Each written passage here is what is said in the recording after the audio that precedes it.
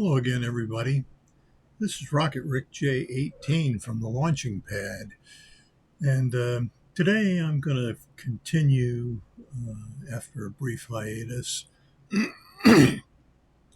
my series on, let's see, I got my notes right here. The 1936 R13 and R14 cards. They are the Goudey premiums, I think 3¼ inch by 5¼ inch. I think for the most part. I think one of them's 3½, and the other one's 3¼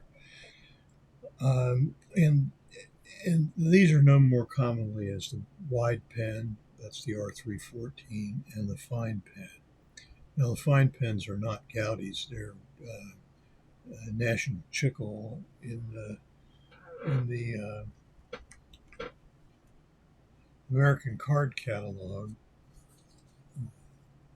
This is a copy of one, I think from around 1960, something like that. So that they're called, in this book, they're called Diamond Stars, but of course Diamond Star was, the cards were made by the National Chicle Company. So that's what we're going to do, and we're going to go through these. They're in alphabetical order according to the names. These cards are. I'm just going to show this one here as an example. This is a fine pen, and it's Zeke Bonura of the Chicago White Sox. And the cards are on the back are blank. It's got a sticker on there, so I'm not going to show that. But anyway, when we get to look at them in a little bit more detail, there's the names of the players are written on the front of these cards, and the wide pens are the ink is thick and letters are thick, and then the fine pens they're narrow, hence the names.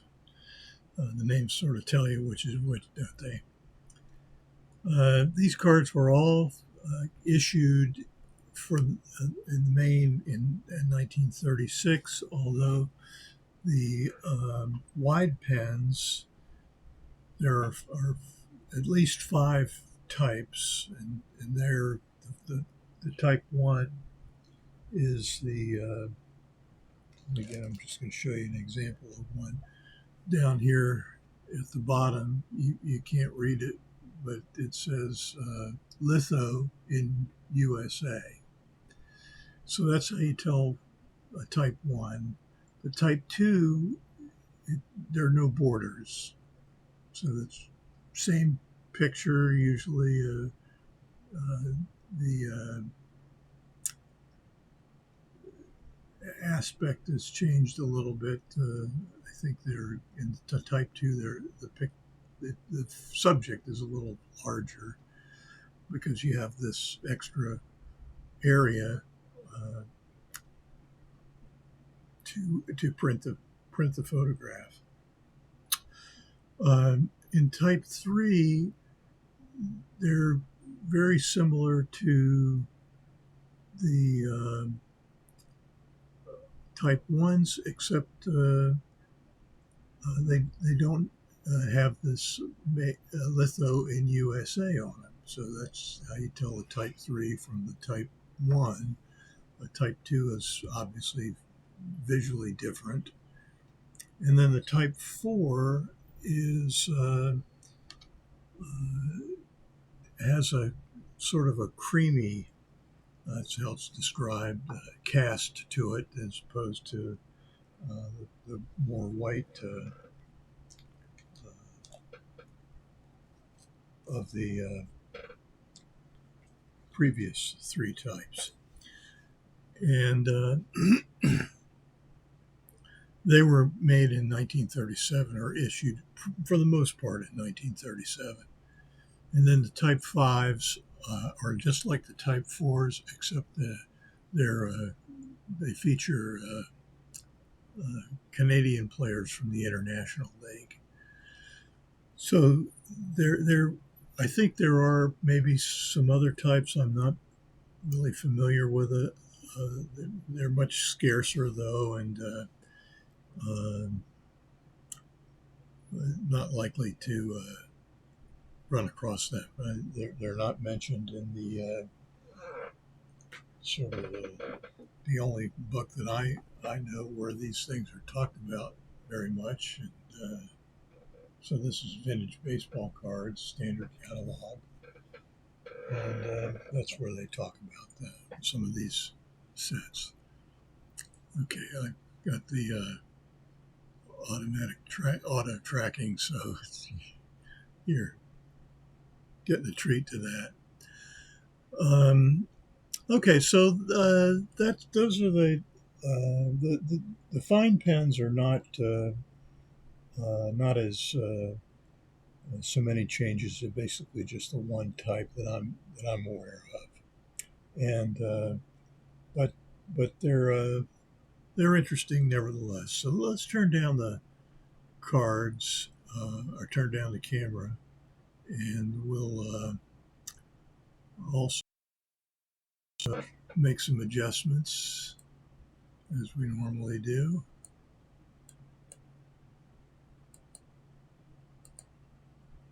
There we go.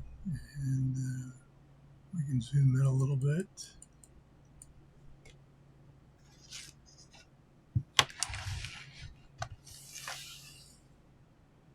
There we go.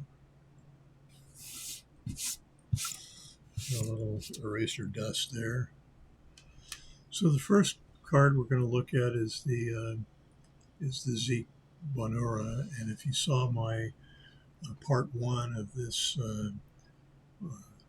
episode dealing with these 1936 cards, you saw the wide pen version of the Zeke Bonura, and so let's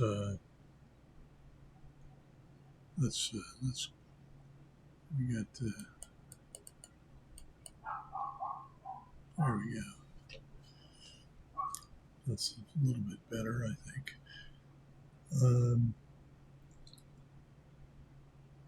So there are some creases in the middle of this card. These cards are it's just very thin paper stock, and so it's not they're not very durable. That's why you don't see many of them in really great shape. But I gave some of Zeke's details. He was really a pretty good player for a fairly short career. Next is Ben Chapman. He was with the Yankees at this time. I mean, he later became a manager, and so we'll just skip over Ben. In these fine pens, they reference some of these cards with the called the Chicago City series, and so this is the Chicago catcher here, Luke Sewell, and we'll see one of his. What I think it's a wide pen. Just looking, so I'm pretty sure that's right. Anyway, we'll see him again later. So this says Radcliffe, safe, Hartnett catching, not Luke Sewell, Gabby Hartnett. I'm sorry, I misspoke there. So that's a pretty good picture there. You got the next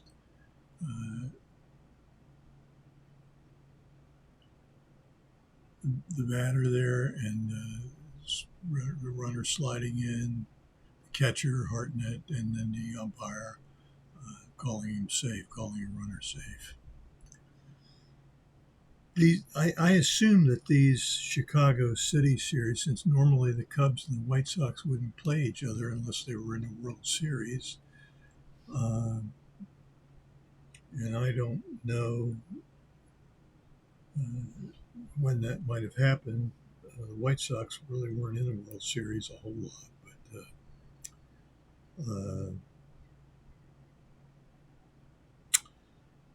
so I assume that these must have been games that they played against each other. Sometimes, they were, I don't know what the right term is, but they really were, I think, preseason games when they got back from, north from playing down in Florida, or which is where they mostly played, although some played in Hot Springs, Arkansas, and different places. Wasn't quite as organized, quite as much as it is today, where they have very nice stadiums and they play in those. But when they got up to Chicago, evidently they must have had an opportunity to play some games. It's sort of like barnstorming in a way, I suppose. Here's another action shot, and this is interesting because, one reason that it's interesting is the guy in the top right there is Frank Crosetti, and you see he's wearing number 5, and I'm guessing again that this is. I don't know whether this was taken in 1935, the photograph, or earlier. But Crosetti wore number 5 until Joe DiMaggio came up, and Joe wore number 18 in spring training. But by the time he got up to New York, he was wearing number 5, and Crosetti gave up the number. Crosetti was the shortstop for the Yankees. I think he took over from Mark Koenig, who was the shortstop for the 27 Yankees. So that's and this is Jimmy Dykes, who is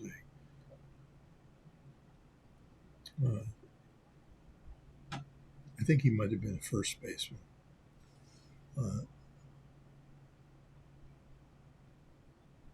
To tell you that I'm just really not sure about that. So, but I like those action photos. Here's another combination card.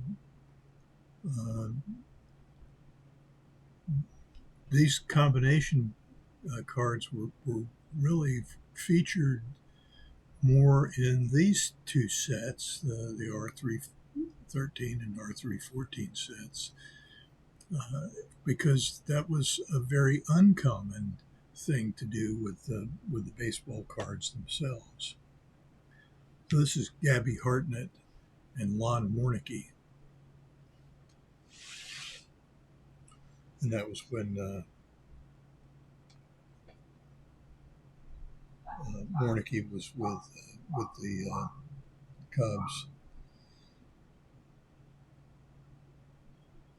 So Hartnett played from 1922 to 1941 and finished with a career batting average of .297, 236 home runs, and 1,179 RBIs, and 1,912 hits. Pretty good numbers. Here's another Yankee, Merrill Hogue. And this has got a tape mark down here and a little paper loss where it was obviously taped to something, page in an album something of that nature. And here's the last R313 that I'm going to show you. And this says the umpire, who's right here, says no in Cleveland versus Detroit. So obviously the aggrieved team, which I think was the Indians, I think these are all Indians here, evidently taking exception to the umpire's ruling. So that's kind of cool. So now we're going to finish up the R314s, which I have a good deal more of. I think you saw about 20 of these cards. And this is Jim Coscarart, Boston Red Sox.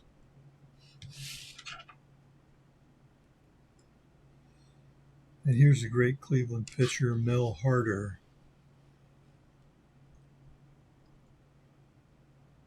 And you'll be able to see this a little bit better. This is, again, just getting it back in here.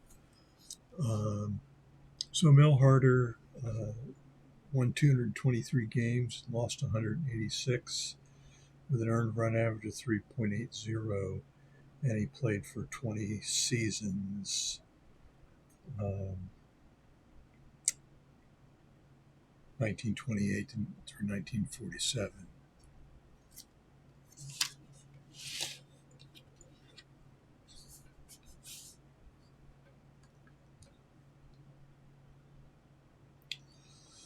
And this next card is Bucky Harris.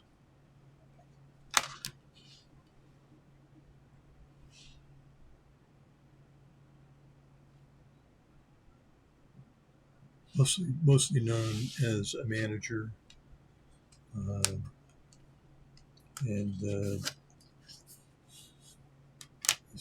Let's look a little bit more at Bucky Harris. And I'll tell you, he first was player manager with the Washington Senators and then later with the Detroit Tigers. He played second base. He's in the Hall of Fame, but not as a not as a player, but rather as a manager. So in his career, he batted an average of 274, 9 home runs, 506 RBIs, and 1,297 hits. So,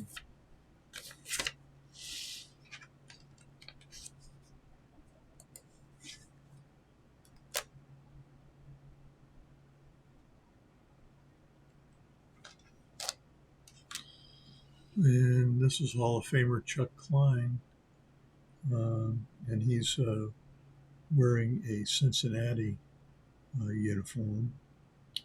He was probably better known for his days with the Phillies. He played from 1928 through 1944. Again, first with the Phillies, then with actually Chicago. So I said Cincinnati, but it's as a Cub, and then finally as a Pittsburgh Pirate. And his career batting average is 320, so he's a Hall of Famer. 300 home runs, 1,202 RBIs, 2,076 hits, and as I say, he's in the Hall of Fame. Outfielder. Next is a guy who probably can lay some claim to being a Hall of Famer. He didn't quite make it, but maybe someday he'll make it as a Pepper Martin, one of the stalwarts of the Gas House Gang. The next guy you're going to see is another member of that august group. So here's Pepper Martin, and he played from 1928 to 1944, all with St. Louis, third base and outfield. 298 career batting average, 1,227 hits, 559 home runs, 500 RBIs. So that's Pepper Martin.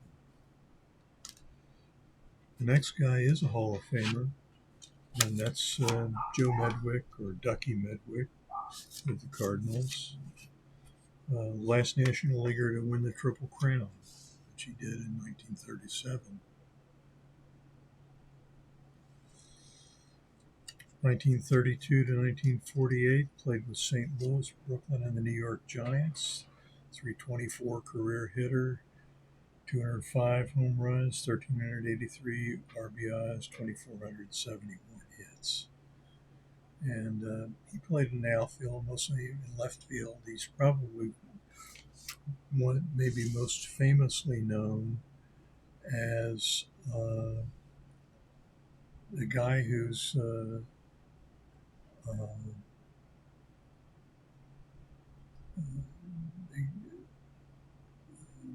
made a bad call, and the fans threw so much trash on the field that Medwick had to be removed from the game for his own safety. I mean, the umpires removed him from the game, not because he did anything wrong, but so that's so the next guy we're going to look at is Rabbit, and you'll have to forgive me for this. I don't know how to pronounce his name. I'm guessing either Pitlack or Pite. I have no idea how you pronounce it. Anyway, you can see from the C there that he is a catcher with Cleveland at this time, I think, and later with Boston. 282 batting average, not too many home runs, not too many RBIs, 607 hits.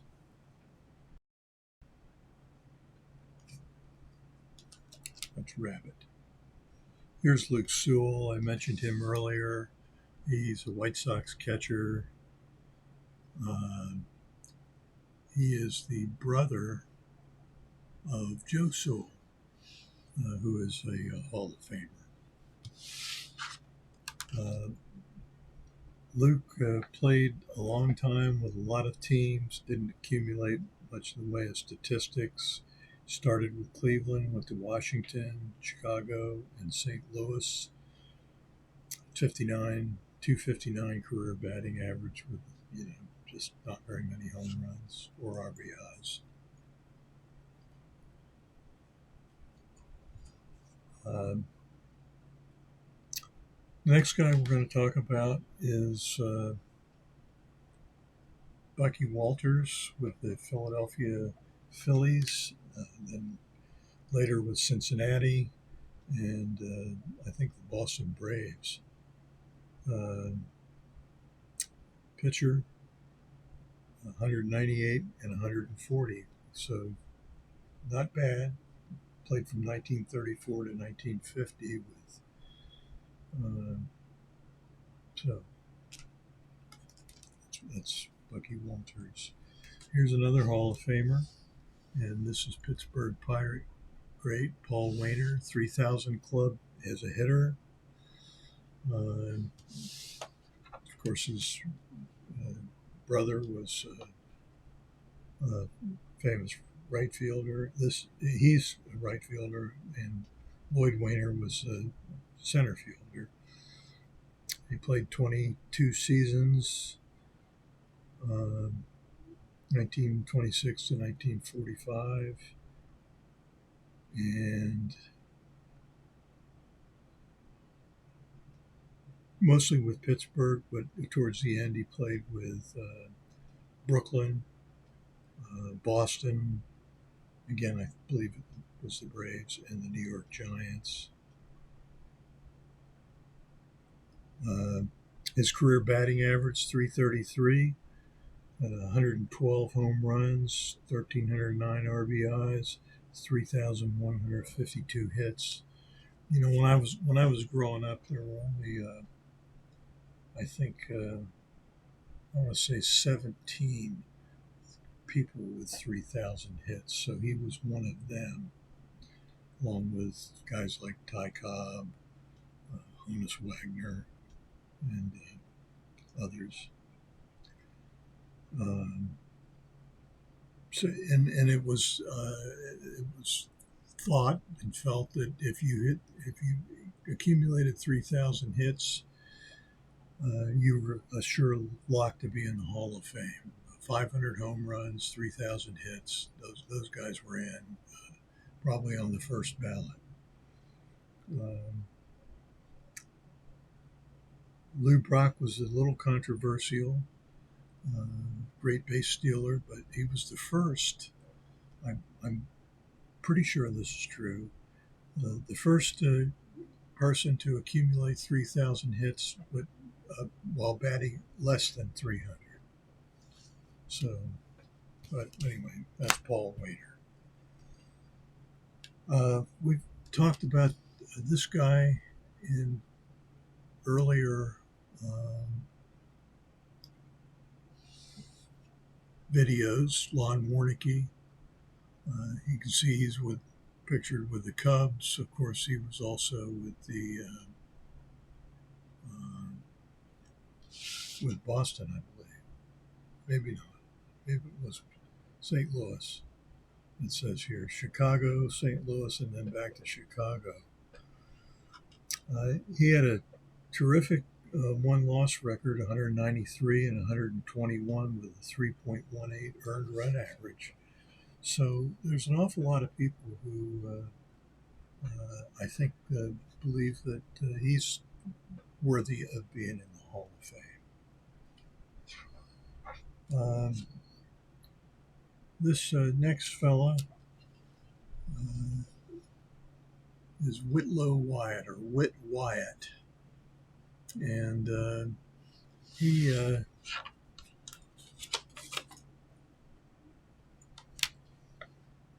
on the back of this card, it says 1937, by the way. And so this may have been one of those that came out late in the series and spilled over into 1937. Some of the R314s are from 1937, and maybe some of the R313s too. So he played with a lot of teams: Detroit, Chicago, Cleveland, Brooklyn, and Philadelphia. Accumulated an earned win-loss record of 106 and 95, 3.78 earned run average. You know, more wins than losses, and that's always a good thing. But not quite Hall of Fame statistics. And the last guy I'm going to show you, this is one of those type 4. You can tell the difference in the color, as you've seen them side by side. This is the type 1 with the litho and USA appellation there. And Carl Hubble, this is a similar photograph to the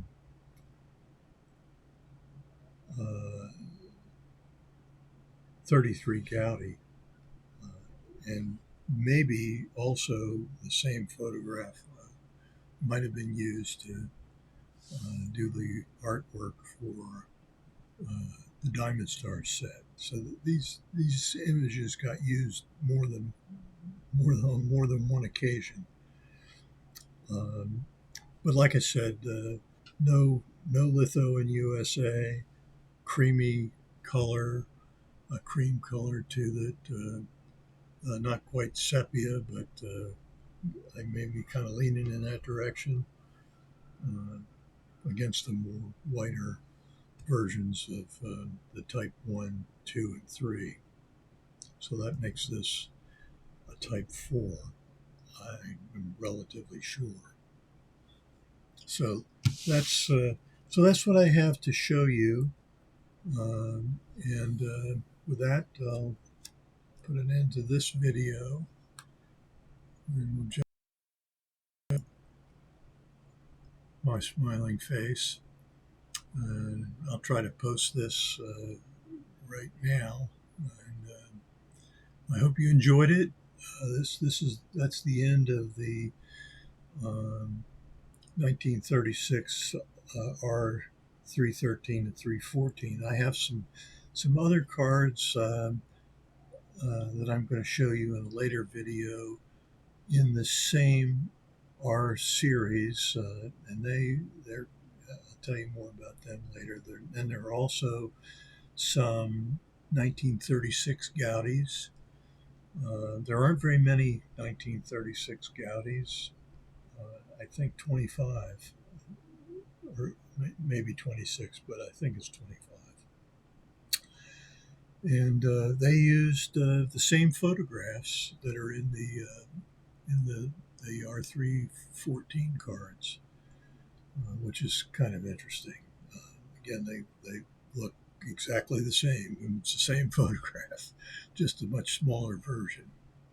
And of course, there aren't as many of the regular issue 36 Goudeys because there are over 200 known R314s, and across the 5 types, as I said. But I think it would make this video too long to show this. I'm going to break it up. And, I think I'll just put an end to this one by saying to you, this is Rocketrickj18 from the launching pad, and wishing that all your collecting dreams come true.